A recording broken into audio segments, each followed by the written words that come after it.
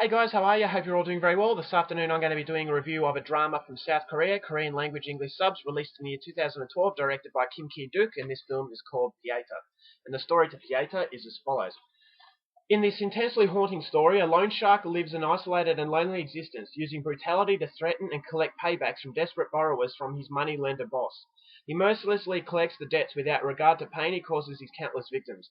One day, a mysterious woman appears, claiming to be his long-lost mother. Coldly rejecting her at first, he gradually accepts her into his life and decides to quit the cruel job and seek a decent, redemptive life. However, he soon discovers a dark secret stemming from his past and realizes it may be too late to escape the horrific consequences already set in motion from his previous life. So basically what we have here, we have a debt collector who works for a moneylender boss.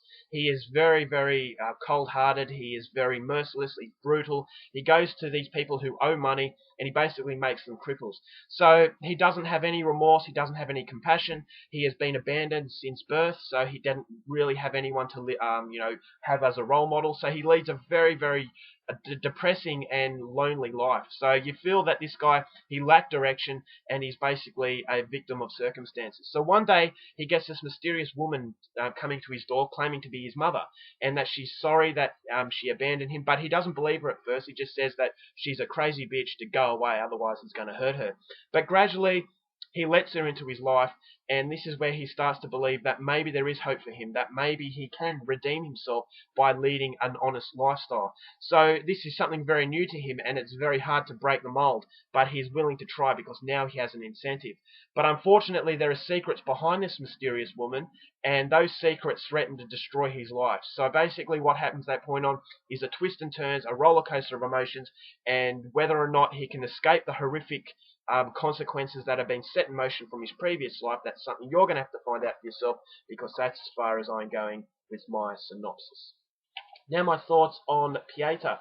This is a really in-depth emotional film. Now it is a movie about redemption. Can you escape the horrors of your past? If you're a really bad person, you're a victim of circumstances, is there still hope once you've got an incentive to go on the straight and narrow? So that's what the movie tackles. And I thought the movie tackled it well to some degree. Now, Kim Ki-duk is a very controversial filmmaker.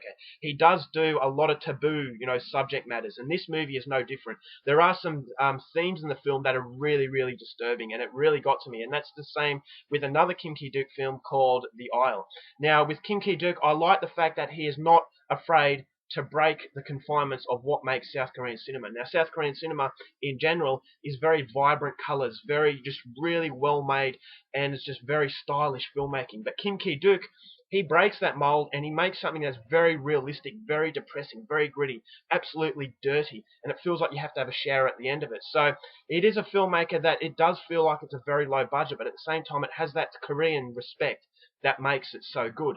And Kim Ki-duk, he feels like he's trying to show you the different side of humanity. It's not a side where it feels clean. This is very grubby. It feels like, you're dirty and that all these characters have no redeemable qualities and that this is the darker side of humankind. So Kim Ki-duk is a very unique filmmaker, but at the same time, he still has those trademark, details that make South Korean cinema what it is. And that is a lot of attention to detail, and Kim Ki-duk does that in his characters, and he does that in the setting. Now, although, it does feel in depth, although the acting is quite decent, I still felt that there was something missing in the film. Now, unfortunately, Kim Ki-duk films are very dull. And that's what made The Isle very unique, is that it was in the dullness, the repetitive nature of, a hopeless situation. But unfortunately for me, the dullness of the film, it does translate through, how the movie actually is. And I felt that the movie does get stuck. It feels like it's just running a lull. And then it kind of elevates itself, but then it goes back down. And then, yes, the movie is taboo, and, the subject matters are very disturbing, but it feels to me that Kim Ki-duk is more concerned in making something that is shattering what is acceptable, and it's kind of leaving the other aspects of filmmaking down a little bit. So if that makes sense, basically what you get is a character who you don't care too much about because you don't know a hell of a lot about this. There's a lot of mysterious quality to the film. But unfortunately, because the characters aren't gone into enough, you don't care enough about them. Now, yes, it is emotional, but you really don't care about this main character because he's such a brutal person and he's done these horrible things that you don't really have any sympathy for this guy. Now, yes, his upbringing was bad, so for that point, you can sympathize for him, but because you get so much anger for him because of what he's doing to these poor people, you feel a certain sense of, well, you deserve what you get, mate. And I'm not going to feel sorry for you because you haven't been brought up properly. It doesn't give you an excuse to commit these horrible offences against these people. So for that reason, because you don't really care and you don't really feel too sorry for him, the movie does feel like it gets a little bit boring here and there. Now, the ending is very good. I thought it makes you think, and it is a movie that will make you think about, redeemable, qualities in people, and that, although we do horrible things, there's always a good quality in a person. But unfortunately, the movie, it just feels like it gets lost in itself. And that was the exact same problem in The Isle, in that there are moments in the movie you think to yourself, well, I'm looking at the watch, I'm wanting this film to end, and it really is not as good as it probably should have been.